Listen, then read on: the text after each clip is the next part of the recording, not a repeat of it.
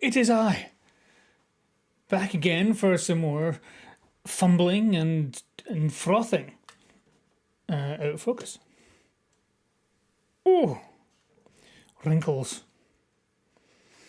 wrinkles. I wouldn't want to deny my well-earned wrinkles.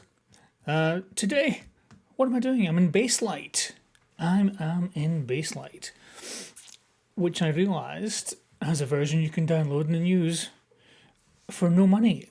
So downloaded it, and I'm messing around with these stock shots, and I'm learning the keyboard shortcuts, Z, X, to go back and forth. Having a wee bit of fun, but you can change all these things. Oh, one thing I can't do there. It's all black. That is my black magic output. It's on the compatible list.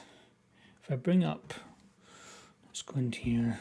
If I bring up my settings, there it is, Blackmagic Ultra Studio Minis. So it's recognised by Baselight. Seems happy enough. And yet, for some reason, it's just...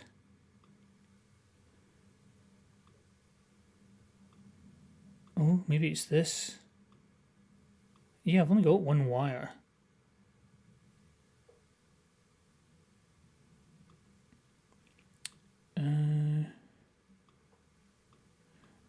Maybe if I...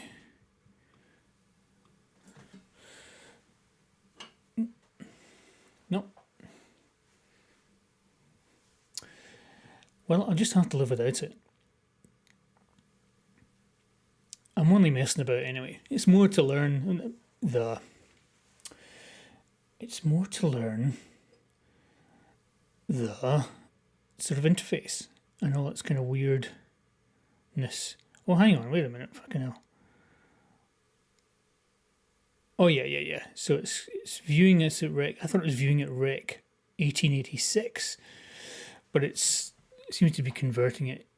Yeah. To rec 709 2.4 gamma. It's all fine. I don't really see a problem. Maybe I just need to restart. Oh, that's an option I didn't have before. Oh, that's because...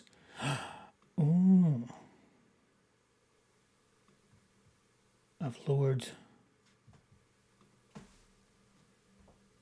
my color sampling. Not 444, 422.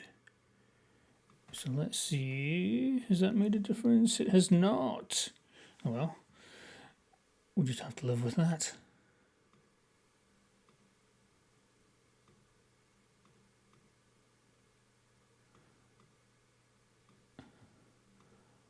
I wonder if it needs to exactly match the settings of the Blackmagic box. It says, for instance, with Final Cut Pro, the Blackmagic box says, "Oh, you've got to have the settings matching exactly," and you don't. It just does whatever Final Cut says, or vice versa.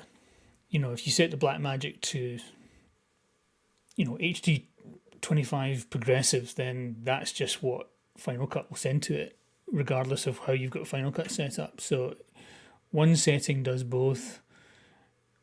I don't know what's going on here. Anyway, never mind. I don't need it. Because I don't actually care about doing good work. I'm just mucking about. Okay. So let's have a look. This wee timeline thing here, where my cursor is, it's an interesting jobby. It's like a normal timeline, and you can play. It scrolls along, and it goes from shot to shot. Very nice. Very nice. But oh, look at that. Isn't that nice? But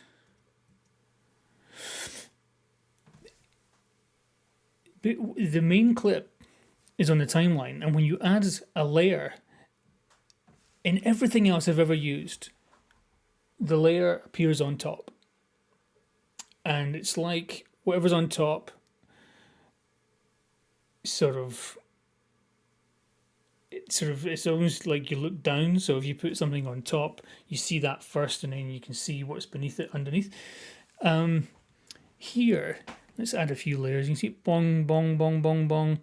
It's like the main clip here gets pushed up, and then all these things happen underneath, and it's basically inverted. So if you'd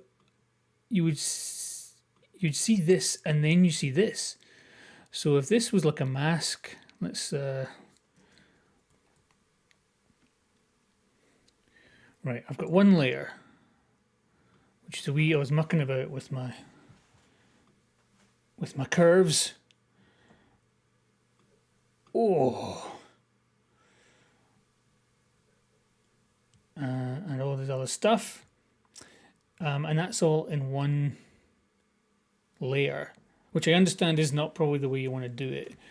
I'd probably want to have a separate layer for all my adjustments.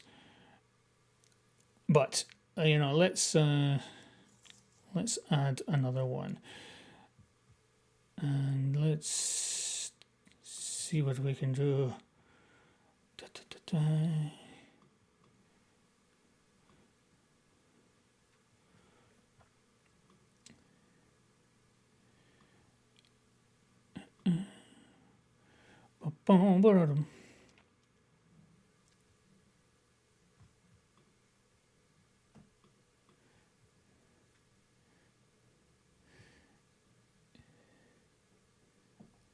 Yeah, what on earth am I doing here? I can go lost. A mat, that's what I'm looking for. A shape.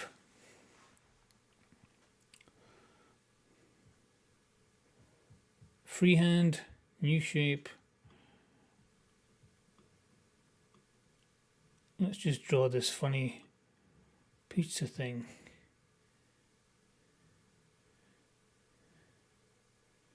I don't want to track it.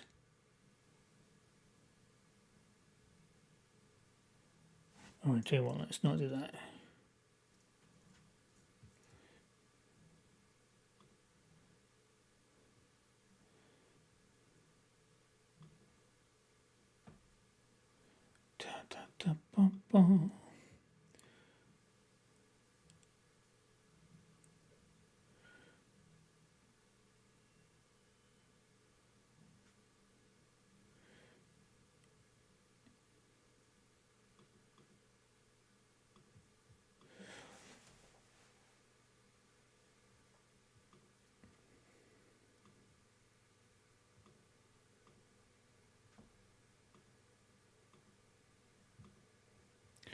Oh, I've lost how to put a mat on it now.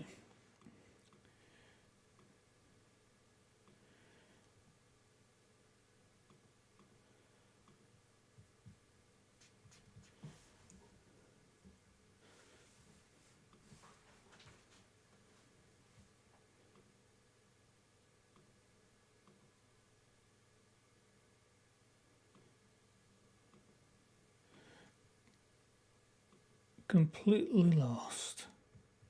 This is why I need to funny about it.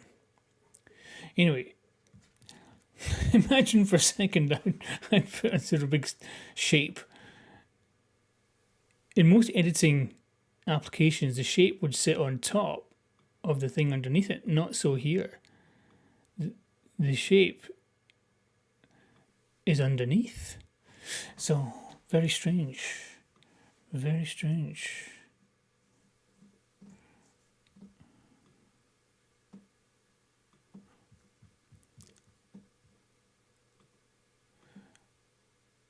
Here we go. Let's paint something.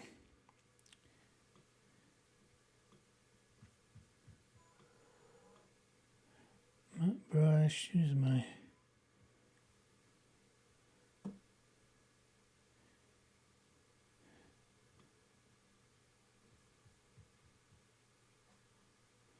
wee.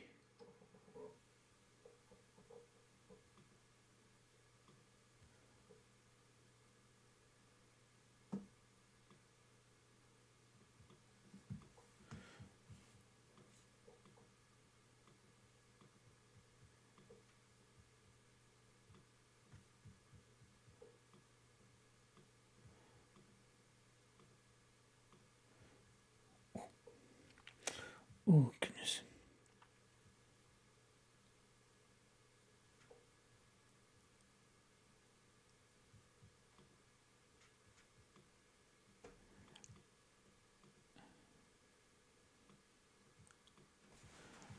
Not working.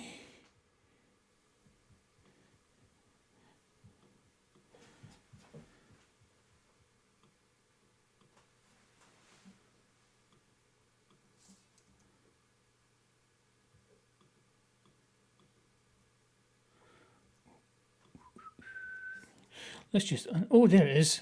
Oh, it's because I was looking at the wrong bloody thing.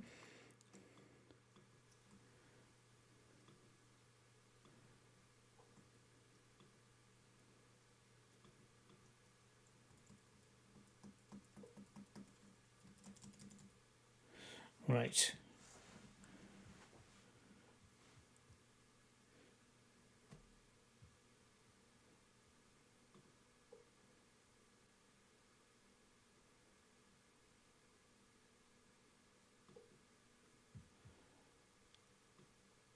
Let's try that again. What's this? There's my thing. And you see the shape is beneath.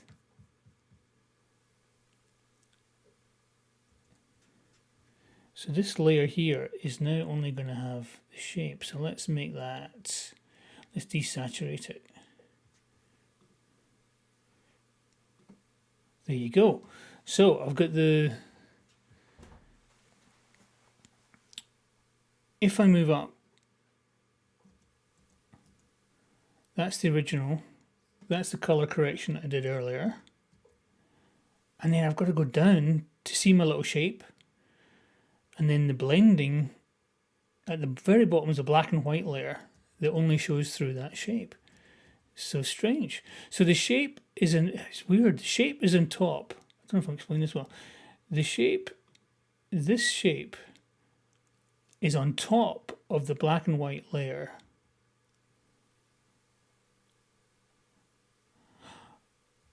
But the whole layer is underneath this. So you've got to go to the top of the stack to see the unaffected clip. One down, that's my color correction. There's a wee shape I drew, and it's a wee cutout, and beneath that is a black and white image, so you see the black and white on his shirt. And I can make his face black and white as well. Grey people. It looks like he's having a cardiac arrest. And let's take the colour out your medals, mister. And let's take the colour out this flag. This is good fun, actually. Let's make the rest of your shirt grey. Ooh, ooh, ooh. In fact, let's not do the shirt. Let's not do the shirt.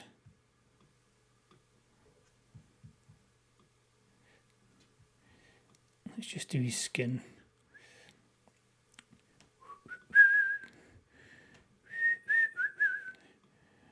There we go.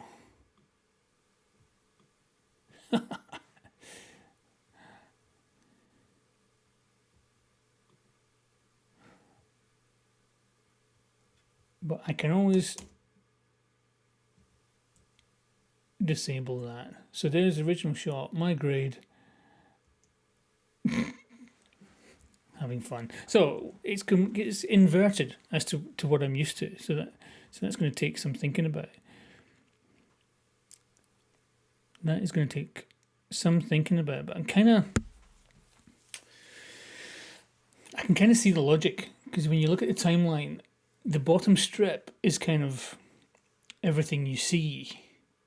So it's kind of I can see the logic of it, because when you see like a normal timeline in any other kind of Avid, Final Cut, Premiere, anything, it's like a wee mountainous region. And I can see the logic to having that, a strip, and saying this is what you see, and then things coming off that strip beneath.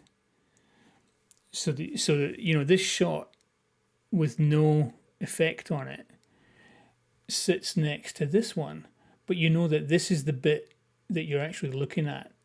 This with this line here is what you're actually looking at. So I can kind of see the logic.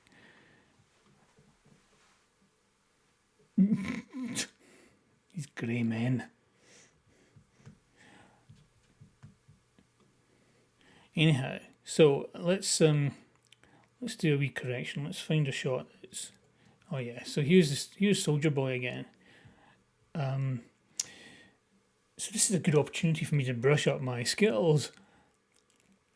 Now what I would normally do is, so you add a layer and immediately this thing pops up. And this is the correction, and this is the original clip. And I was looking at these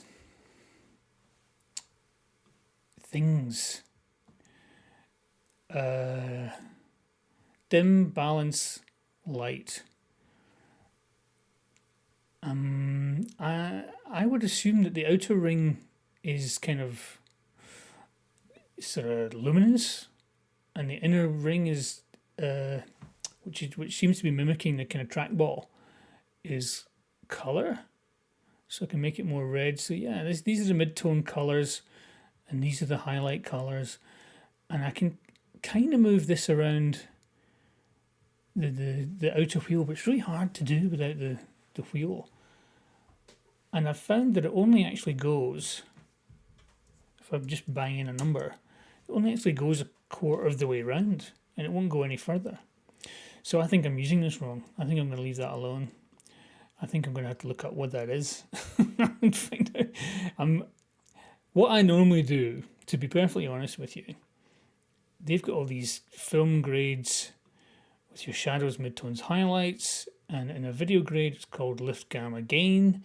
It's same difference. I mean, there are subtle differences that, but I mean, it's the same thing. And these are your shadows, and this is the mid, and these are all the highlights. Or the top, so you can see the top of that wee graph scooting about, and here you make the bottom of the graph scoot about. Okay, let's see what I normally do when I'm just in Avid or something. Is I just go to the curves, and I just go, look. Right, let's leave the midtones where they are just now. So I'll stick a couple of wee keyframes, and then you just bring the shadows down like that. Oh, I'm in an RGB. Right, let's undo all that. You can do luminance. So you can bring that right the fuck down. And bring that right the fuck up. But it's keeping. Bring that all the way down. Bring that. And you always. But I think that's a kind of very simple, incorrect way to do it, and this should really be used more for fine adjustments. So let's try. Where's my histogram?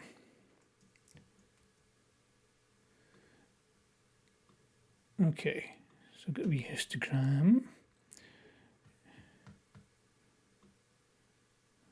Let's bring the blacks down there. Let's bring the whites up here.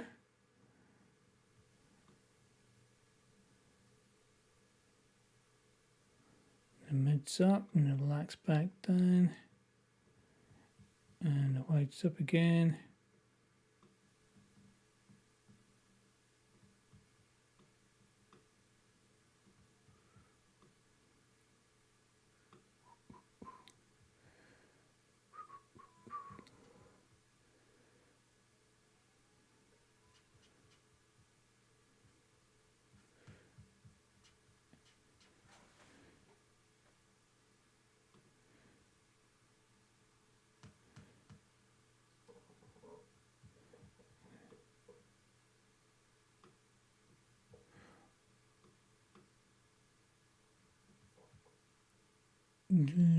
Wee! Didn't mean to do that. Slip of the tongue.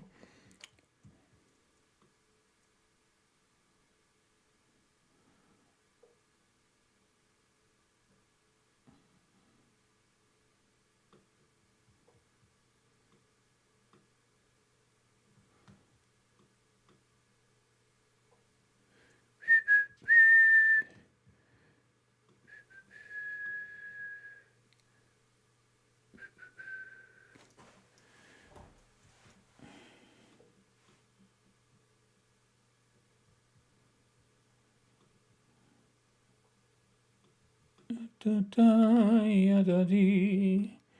Da da da da. And it's a little unsaturated.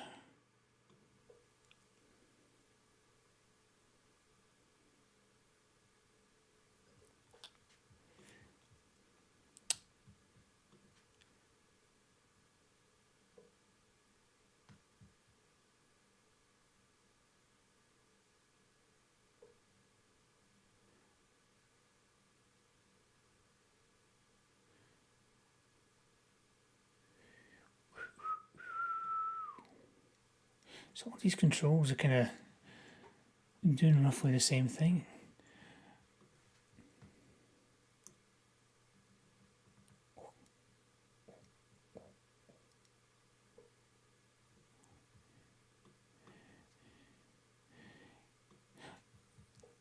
So what I need to figure out is, since all these things kind of seem to be doing the same thing, is exactly when to use one, when to use the other.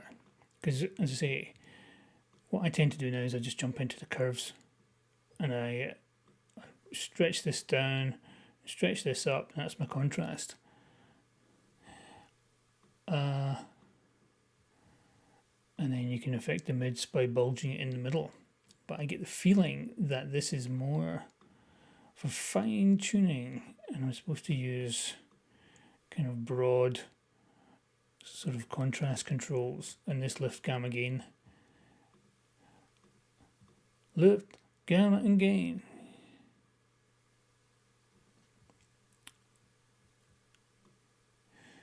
So further investigation required.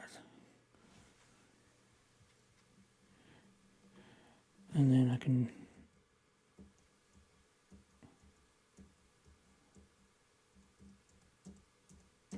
change what I'm looking at.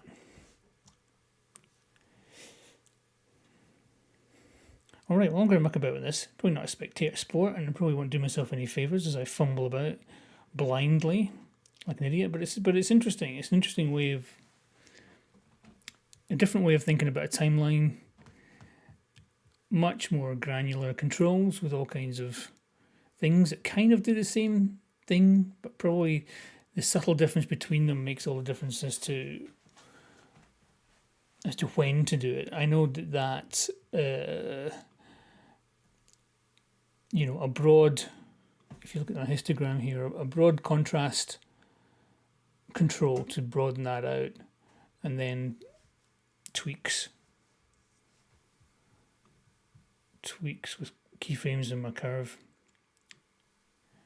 to your heart's content before you even get into color. So very interesting, very interesting. And like I said, with most people going here and go, oh, he's a bit red in the highlights, so maybe just a wee bit bluer is a bit more natural. There we go, that's more natural. But I would kind of just go here. Oop.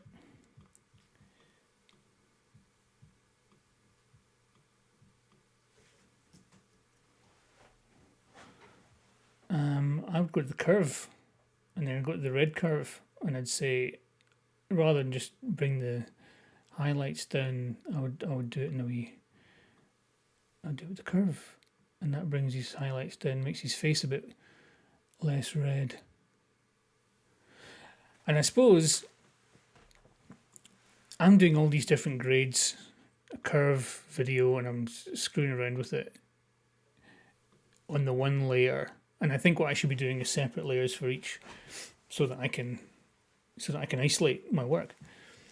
So I'll do that from now on.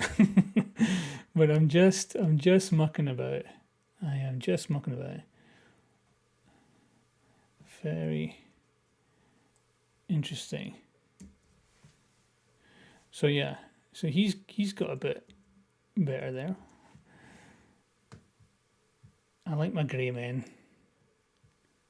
They look ill. They were like that. Same guy, I think. Anyway, I'm having fun. I am having fun, and I'm going to continue to have fun. And if I have any insights, well, you should just go and look at YouTube videos of how to do this. But if I have any insights, I won't keep it to myself.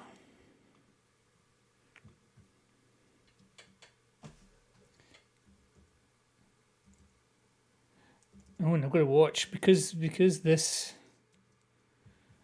has like 2 layers, but essentially 4 things I can look at.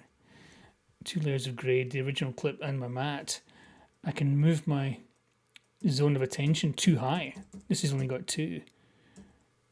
And then this one that I've just done, I've lost you. I have lost you. Where are you? Those guys. Yeah, this guy. I can go too high, and suddenly I'm not looking at anything at all. You can see the little purple line, zone of interest. In fact, it goes up way beyond anything I've done. Got to be careful of that. There we go. Anyhow, great fun.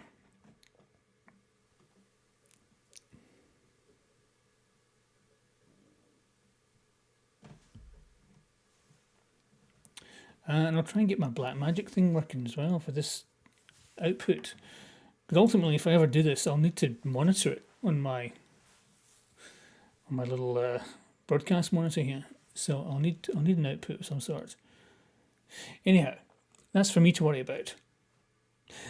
So I'm going to bash on and see you next time.